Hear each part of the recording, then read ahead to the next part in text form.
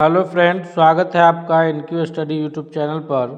सक्षमता परीक्षा के दूसरे चरण से संबंधित यह जीके जीएस का अगला प्रैक्टिस सेट लेकर के आए हैं, जिसमें हम लोग जीके जीएस से संबंधित महत्वपूर्ण प्रश्नों को एक एक करके उसके उत्तर की व्याख्या के साथ देखेंगे। आइए बिना देर के हुए चलते हैं पहले नंबर प्रश्न की ओर। हमारे स्क्रीन पर जो पहला नंबर प्रश्न है कि सूर्य के मध्य भाग को क्या कहा जाता है, यानी सूर्य जो कि सौर मंडल का मुखिया है, तो उसका जो मध्य भाग है, बिल्कुल बीच का जो हिस्सा है, उसको किस नाम से जानते हैं। तो सूर्य का जब हम लोग अध्ययन करते हैं, जो कि हमारे एनसीईआरटी हो या एससीईआरटी हो, क्लास 6 का यह पहला चैप्टर है सौर मंडल, तो इसमें हम लोग इसे पढ़ते हैं। तो ये प्रश्न है कि सूर्य के मध्य भाग को जो कहा जाता है वह किस नाम से जाना जाता है। इसका सही उत्तर होगा ऑप्शन नंबर बी के प्रकाश मंडल के नाम से जाना जाता है। अगले प्रश्न की ओर बढ़ते हैं। क्वेश्चन नंबर दूसरा है हमारे स्क्रीन पर कि सूर्य में काला धब्बा क्या है। सूर्य में जो काला धब्बा है वो किस बात की ओर इंगित करता है। तो यह है कि सूर्य में एक काला बड़ा छेद है, या फिर दिन के दौरान धब्बे ऊर्जा के स्रोत होते हैं, या धब्बे वे स्थान है जो प्रकाश उत्सर्जित करने में असमर्थ होते हैं। तो इसका सही उत्तर यही होगा कि सूर्य में जो काला धब्बा हमें दिखता है, तो धब्बा वह स्थान है जो प्रकाश को उत्सर्जित नहीं करता है, यानी वहाँ से प्रकाश उत्पन्न, उस स्थान से प्रकाश की उत्पत्ति नहीं होती है। अगले प्रश्न की ओर बढ़ते हैं। क्वेश्चन नंबर तीसरा है कि सूर्य के प्रकाश को धरती तक पहुँचने में कितना मिनट का समय लगता है। तो सूर्य से अगर हम लोग पृथ्वी की दूरी की बात करें, तो पृथ्वी की दूरी जो है वो लगभग 15 करोड़ किलोमीटर की दूरी है, और जो प्रकाश की चाल है वह निर्वात में लगभग 3 लाख किलोमीटर, यानी 3 गुने 10⁵ किलोमीटर पर सेकेंड है। तो इस हिसाब से अगर हम लोग समय निकालें, समय बराबर दूरी बटा चाल का फॉर्मूला लगा करके, तो लगभग 8 मिनट और 20 सेकेंड एनसीईआरटी की किताब के हिसाब से कितना समय लगता है, 8 मिनट 20 सेकेंड का समय लगता है। तो इसको हम लोग मिनट में अगर बदलें तो 8.3 मिनट, यानी option number A correct answer होगा। तीसरा नंबर प्रश्न के लिए सही उत्तर क्या होगा, ऑप्शन नंबर ए कि 8 मिनट 3 सेकेंड 8.3 मिनट का समय लगेगा। तो इसमें इस प्रश्न से कितने प्रश्न हम लोग कवर कर पाएंगे। पहला यह है कि जो सूर्य से पृथ्वी की दूरी है 15 करोड़ किलोमीटर है, प्रकाश की जो चाल है वो 3 लाख किलोमीटर प्रति सेकेंड है। तो ये सारा हम लोग इस प्रश्न से कवर हो जाएगा। अगले प्रश्न की ओर चलते हैं। क्वेश्चन नंबर चौथा है कि निम्नलिखित में से कौन से ग्रहों के चारों ओर घूमने वाले उपग्रह नहीं है। यानी हर ग्रहों के पास कुछ न कुछ प्राकृतिक उपग्रह है। जैसे पृथ्वी का जो प्राकृतिक उपग्रह है वह चंद्रमा है, जो पृथ्वी के चारों ओर चक्कर लगाता है। लेकिन किन ग्रहों के पास, जो सौर मंडल के 8 ग्रह हैं, उनमें से किन ग्रहों के पास अपना कोई उपग्रह नहीं है।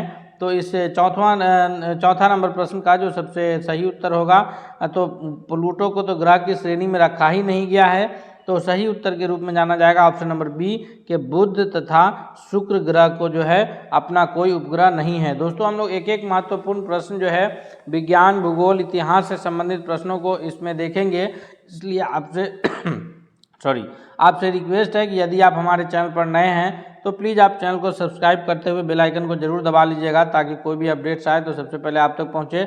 नेक्स्ट क्वेश्चन की ओर बढ़ते हैं। क्वेश्चन नंबर 5वां है कि निम्नलिखित में से किस ग्रह को पृथ्वी की बहन कहा जाता है। यानी पृथ्वी का जुड़वा ग्रह या पृथ्वी की बहन जो है कौन सा ग्रह कहलाता है।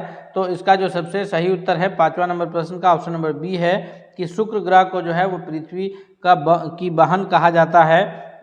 और अगर हम लोग बात करें कि पृथ्वी की स्थिति सौर मंडल में, तो यह सूर्य से दूरी के हिसाब से तीसरा बड़ा ग्रह है, और आकार में यह 5वां बड़ा ग्रह है। यानी सूर्य से पहले नंबर पर 2 ग्रह है, उसके बाद तीसरे स्थिति में जो है वह पृथ्वी की स्थिति आती है। क्वेश्चन नंबर 6 है कि निम्नलिखित में से किस एक को भोर का तारा कहा जाता है। यानी किस ग्रह को भोर का तारा कहा जाता है। जी, 6 नंबर प्रश्न का जो सही उत्तर है कि भोर का तारा जो है यह भी शुक्र ग्रह को ही कहा जाता है। यानी ऑप्शन नंबर बी इस 6 नंबर प्रश्न के लिए भी सबसे करेक्ट आंसर के रूप में उत्तर जाना जाएगा। नेक्स्ट प्रश्न की ओर बढ़ते हैं हम लोग। अगला क्वेश्चन देखते हैं। तो अगला प्रश्न है क्वेश्चन नंबर 7 है कि किन स्थितियों को सूर्य की किरणें विषुवत रेखा पर सीधी पड़ती है, यानी किन तिथि को जो है सूर्य की किरण विषुवत रेखा पर सीधी पड़ती है। तो इसका जो सबसे सही उत्तर होगा कि जो सूर्य की किरण है वो वर्ष में 2 बार विषुवत रेखा अर्थात 0 डिग्री अक्षांश पर जो है 2 बार सूर्य की किरणें सीधी पड़ती है।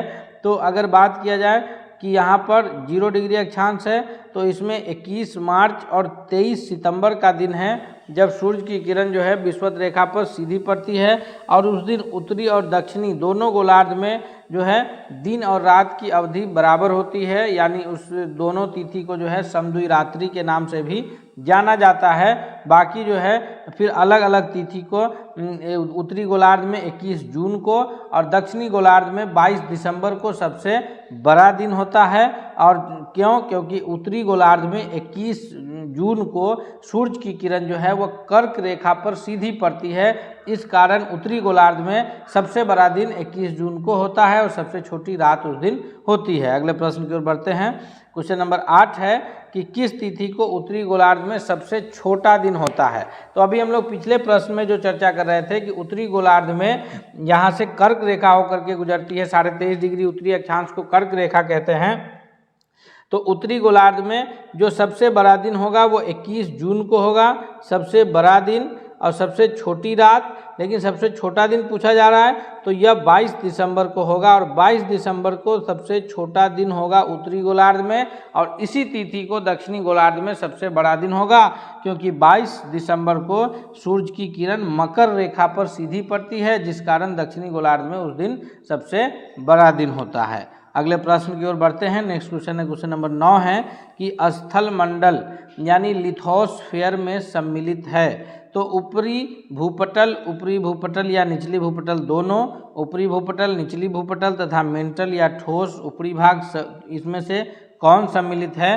तो 9वां नंबर प्रश्न का जो सबसे करेक्ट आंसर है ऑप्शन नंबर सी हो जाएगा कि जो लिथोस्फीयर है यानी स्थल मंडल है उसमें ऊपरी भूपटल, निचली भूपटल, मेंटल, ठोस सभी शामिल है। नेक्स्ट प्रश्न की ओर बढ़ते हैं। क्वेश्चन नंबर 10 है हमारे स्क्रीन पर कि निम्नलिखित में से किसे प्राथमिक चट्टान की श्रेणी में रखा जाता है, यानी आग्नेय चट्टान है, अवसादी चट्टान है, रूपांतरित चट्टान है और अंतर्भेदी चट्टान है।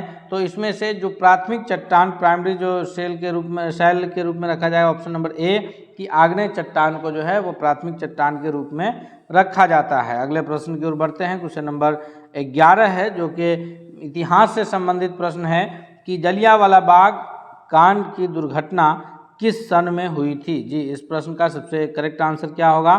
तो जलियांवाला बाग हत्याकांड हम सभी जानते हैं कि 1919 में जब रॉलेट एक्ट आया, रॉलेट एक्ट के तहत जो है नो वकील, नो दलील, नो अपील था, यानी किसी भी व्यक्ति को उसके शक के आधार पर जो है गिरफ्तार किया जा सकता था, उस पर मुकदमा चलाया जा सकता था। उसी के पश्चात जो है सैफुद्दीन किचलू और डॉक्टर सत्यपाल को जो गिरफ्तार किया गया था, तो लोग शांतिपूर्ण सभा कर रहे थे और उसमें जो है अमृतसर के जलियांवाला बाग में जनरल ओ डायर ने जो है गोलियां चलवा दिया था, जो कि 1919 की घटना है। अगर एग्जैक्ट तिथि पूछा जाए तो उसमें भी हम लोग कन्फ्यूज नहीं होंगे, 13 अप्रैल 1919 की यह घटना है।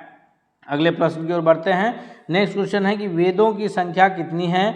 तो अगर हम लोग सभी जानते हैं कि यह जो प्रश्न उठाए गए हैं यह इतिहास की किताबों से उठाए गए हैं।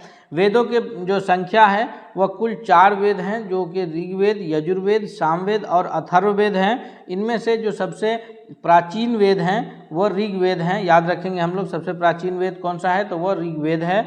अगले प्रश्न की ओर बढ़ते हैं। क्वेश्चन नंबर 13 है कि किस वर्ष उड़ीसा बिहार से पृथक हुआ था, यानी उड़ीसा की जो अभी वर्तमान उड़ीसा राज्य है तो वह बिहार से कब अलग हुआ। इसका जो सबसे सही उत्तर है वह कौन सा होगा? 35, 36, 40, 55। तो हम जानते हैं कि 1912 में बंगाल से बिहार अलग हुआ और बिहार में उस वक्त उड़ीसा और ये झारखंड राज्य सम्मिलित थे। लेकिन आगे चल के 1936 में बिहार से उड़ीसा अलग हो जाते हैं और फिर आगे चल के 15 नवंबर 2000 ईस्वी को जो है बिहार से झारखंड एक अलग राज्य के रूप में स्थित होता है। इस प्रकार अभी जो वर्तमान बिहार स्थित है यह 15 नवंबर 2000 के बाद का यह मैप हमारे पास है। नेक्स्ट क्वेश्चन है कि हंटर कमीशन की रिपोर्ट किसके विकास पर विशेष जोर दिया था। तो यह एक महत्वपूर्ण प्रश्न है। याद रखिएगा कि हंटर कमीशन जो है वह 2 बार गठित किया गया था। एक बार जो हंटर कमीशन है वो शिक्षा के लिए गठित किया गया, दूसरा एक और बार जो हंटर कमीशन गठित किया गया था वह जलियांवाला बाग हत्याकांड की जांच करने के लिए किया गया था, और उस बार जो किया गया था तो महोदय जो है वो ये जनरल डायर को ही सही ठहरा दिए थे। यानी 14वां नंबर प्रश्न का अभी जो शिक्षा के लिए है उसमें करेक्ट आंसर होगा ऑप्शन नंबर ए कि यह प्राथमिक शिक्षा पर विशेष जोर दिया गया था हंटर कमीशन के जरिए। नेक्स्ट क्वेश्चन है 15 है कि 1932 के पूना समझौता के साथ किसका सीधा संबंध था। तो 1932 में पूना में जो समझौता हुआ था वह महात्मा गांधी जी और ये बाबा साहब भीमराव अंबेडकर के बीच जो है पूना पैक्ट, पूना समझौता हुआ था, और इसका जो सीधा संबंध था कि वह दलितों के लिए जो है निर्वाचन मंडल में जो प्रतिनिधित्व था उसको बढ़ाना था। तो इसके बाद जो है इसी समझौता के बाद गांधी जी जो है फिर दलित तो के लिए हरिजन सेवा संघ की स्थापना किए, हरिजन नामक पत्रिका जारी किए। यानी इसका सीधा संबंध भारतीय दलित वर्ग से था। ऑप्शन नंबर डी इसका करेक्ट आंसर हो जाएगा। क्वेश्चन नंबर 16 है कि 1946 में गठित अंतरिम कैबिनेट की अध्यक्षता किसने की थी। तो 1946 में जो अंतरिम सरकार का गठन हुआ था या अंतरिम कैबिनेट कहिए कि जब तक देश स्वतंत्र न हो और अपना संविधान स्थापित न हो जाए तब तक वो सरकार चलाते, तो उस वक्त जो कांग्रेस के अध्यक्ष थे उनके ये में सरकार का गठन हुआ, यानी जवाहरलाल नेहरू उसकी अध्यक्षता किए, या हम ये कह सकते हैं कि जवाहरलाल नेहरू प्रथम प्रधानमंत्री के रूप में कार्य किए, और आगे चल के फिर 1952 में प्रथम चुनाव होता है। अगले प्रश्न की ओर बढ़ते हैं। नेक्स्ट क्वेश्चन है क्वेश्चन नंबर 17 है कि 1878 का वर्नाक्यूलर प्रेस एक्ट किसने रद्द किया। तो सबसे पहले ये जानेंगे कि 1878 ईस्वी में जो वर्नाक्यूलर प्रेस एक्ट आया तो उसके जरिए जो है वो प्रेस की यानी जो मीडिया थी उसके स्वतंत्रता पर अंकुश लगाया गया, ताकि कोई भी व्यक्ति जो है सरकार के विरुद्ध कोई बात न लिखे न छापे। और इसको जो लगाने का कार्य किया था वो लॉर्ड लिटन महोदय ने लगाए थे। 1878 का जो वर्नाक्यूलर प्रेस एक्ट है कौन लाए थे, लॉर्ड लिटन महोदय। इसको जो ख़त्म किया, रद्द किया, वो किए थे ये लॉर्ड रिपन महोदय। इनका कार्यकाल 1880 से लेकर के 84 तक का कार्यकाल रहा है, ये हम लोग याद रखेंगे। और इन्हीं के वक्त में जो है ये इल्बर्ट बिल विवाद हुआ और इसके कारण इनको जो है वक्त से पहले ही इस्तीफा देना पड़ा था लॉर्ड रिपन को। नेक्स्ट क्वेश्चन है क्वेश्चन नंबर 18 है कि भारत में गुलाम वंश के संस्थापक कौन थे। तो भारत में जो गुलाम वंश का शासन शुरू हुआ यह दिल्ली सल्तनत के अंतर्गत, तो इसके जो संस्थापक के रूप में जाने जाते हैं ये कुतुबुद्दीन ऐबक का नाम आता है, यानी ऑप्शन नंबर सी इसका सबसे करेक्ट आंसर हो जाएगा। नेक्स्ट क्वेश्चन है कि लॉर्ड हार्डिंग ने बंगाल विभाजन किस वर्ष रद्द किया। तो 1905 ईस्वी में जो लॉर्ड कर्जन महोदय के द्वारा जो है बंगाल को विभाजित किया गया था पूर्वी और पश्चिमी बंगाल के रूप में, उसको आगे चल के 1911 में लॉर्ड हार्डिंग महोदय के द्वारा जो है बंगाल विभाजन की बातों को रद्द कर दिया गया था। यानी option number C correct answer हो जाएगा कि 1911 में बंगाल विभाजन रद्द हुआ। क्वेश्चन नंबर 20 है कि गदर पार्टी की स्थापना कब हुई। तो गदर पार्टी की स्थापना जो है वो 1913 ईस्वी में लाला हरदयाल के द्वारा किया गया था। ऑप्शन नंबर बी इसका सबसे करेक्ट आंसर होगा। दोस्तों हम एक एक महत्वपूर्ण प्रश्न सभी विषयों से लेकर के आए हैं। हम आपसे रिक्वेस्ट करते हैं कि यदि आप हमारे चैनल पर अब तक नए हैं तो प्लीज़ आप जरूर सब्सक्राइब करके बेल आइकन को दबा लीजिएगा। साथ ही साथ यह वीडियो अगर आपको पसंद आ रहा है तो आप इसे लाइक करते हुए दोस्तों के बीच भी शेयर कीजिए ताकि सभी लोग इससे फ़ायदा उठा सके। क्वेश्चन नंबर 21 है कि पूर्ण पुष्प, यह भी क्लास 6 के साइंस से लिया गया है कि पूर्ण पुष्प जो है में क्या क्या पाया जाता है, यानी जो पूरी तरह से फूल है, पूर्ण फूल कहिए, उसमें क्या क्या पाया जाता है। तो पूर्ण पुष्प जो है उसमें पुमंग, जयांग और फिर ये बाह्यदल एवं दल, ये चारों अंग पाए जाते हैं। अर्थात हम ये कह सकते हैं कि ऑप्शन नंबर सी इसका सबसे करेक्ट आंसर हो जाएगा कि ये सभी चक्र जो है वो पूर्ण पुष्प के अंतर्गत पाए जाते हैं। नेक्स्ट क्वेश्चन है 22 है कि जीवन चक्र की दृष्टि से पौधे का जो सबसे महत्वपूर्ण अंग है वो कौन सा है। तो जीवन चक्र की दृष्टि से जो पौधे का सबसे महत्वपूर्ण अंग है वो उसका फूल है, क्योंकि फूल को जो है उसका जनन अंग कहा जाता है, क्योंकि पौधे की जो प्रजनन है वो फूल से ही शुरू होता है। ऑप्शन नंबर ए 22वां नंबर प्रश्न का सबसे करेक्ट आंसर हो जाएगा। नेक्स्ट क्वेश्चन है 23 है कि कोशिका का ऊर्जागृह यानी powerhouse of the cell हम कहेंगे कि यह किसको कहा जाता है। तो एक कोशिका जो कोशिका झिल्ली से घिरी होती है और उसके अंतर्गत जो है राइबोसोम, लाइसोसोम, माइटोकॉन्ड्रिया, न्यूक्लियस ये सभी अंग पाए जाते हैं जिसको कोशिकांग के नाम से जाना जाता है। उसमें जो powerhouse of the cell यानी कोशिका का जो ऊर्जागृह कहलाता है वह है माइटोकॉन्ड्रिया, यानी ऑप्शन नंबर सी इसका सबसे करेक्ट आंसर होगा। नेक्स्ट क्वेश्चन की ओर बढ़ते हैं। नंबर 24 है कि कोशिका में प्रोटीन का संश्लेषण कहाँ होता है। कोशिका में यानी जो किस कोशिकांग के में जो है प्रोटीन का संश्लेषण होता है। तो इस 24वां नंबर प्रश्न के लिए सही उत्तर ऑप्शन नंबर बी हो जाएगा कि राइबोसोम में जो है वह प्रोटीन का संश्लेषण होता है। नेक्स्ट क्वेश्चन है, क्वेश्चन नंबर 25 है कि पादप कोशिकाओं का सबसे बाहरी आवरण क्या कहलाता है। तो जो कोशिका दो प्रकार का, जंतु का कोशिका चाहे वो मनुष्य हो या कोई भी जानवर हो, उसमें जो जंतु कोशिका के अंतर्गत आएंगे और फिर एक पादप कोशिका अलग आएगा जिसमें पेड़ पौधे की कोशिका है। तो जो जंतु कोशिका है वो कोशिका झिल्ली बना होता है और उस सबसे बाहरी आवरण, और जो पादप कोशिका होता है उसके कोशिका झिल्ली के बाहर भी एक और अंग होते हैं उस आवरण से बने होते हैं जो उसको रिजिडिटी यानी कठोरता प्रदान करते हैं। इसी कारण पैर कठोर और सीधा खड़े रहते हैं, उसमें लचक नहीं होता। तो ये होता है कोशिका भित्ति जो कि झिल्ली के बाहर होता है।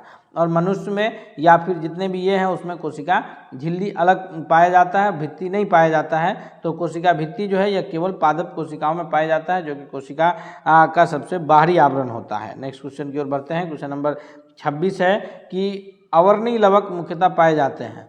तो जिस प्रकार से कोशिका भित्ति केवल पादप कोशिकाओं में पाए जाते हैं, उसी प्रकार से लवक जिसको प्लास्टिड कहते हैं वह केवल पादप कोशिकाओं में ही लवक भी पाए जाते हैं। और ये लवक 3 प्रकार के होते हैं, ल्यूकोप्लास्ट, क्रोमोप्लास्ट और क्लोरोप्लास्ट। वर्णी लवक, अवर्णी लवक और हरित लवक। तो इसमें जो अवर्णी लवक है जो कहाँ पाया जाता है, तो इसका सही उत्तर होगा 26वां नंबर प्रश्न का कि अब जड़ों की कोशिकाओं में ल्यूकोप्लास्ट यानी अवर्णी लवक कहाँ पाया जाता है, जड़ों की कोशिकाओं में। 2 और लवक है उसको भी देख लेते हैं कि फूल और बीज में विभिन्न प्रकार के आकर्षक रंग किससे प्रदान होते हैं। तो फूल का जो अलग अलग रंग होता है या बीजों का जो अलग अलग रंग होता है, कुछ बीज काले होते हैं, कुछ भूरे होते हैं, कुछ सफ़ेद होते हैं। तो यह जो रंग प्रदान करने का कार्य है यह कौन करता है, इसका सही उत्तर है ऑप्शन नंबर बी के क्रोमोप्लास्ट। तो हम लोग देखें कि ल्यूकोप्लास्ट कहाँ पाया जाता है, जड़ में। क्रोमोप्लास्ट कहाँ पाया जाता है, तो फूल और बीजों में। तो और तीसरा जो है वह क्लोरोप्लास्ट है जो कि बहुत ही महत्वपूर्ण है।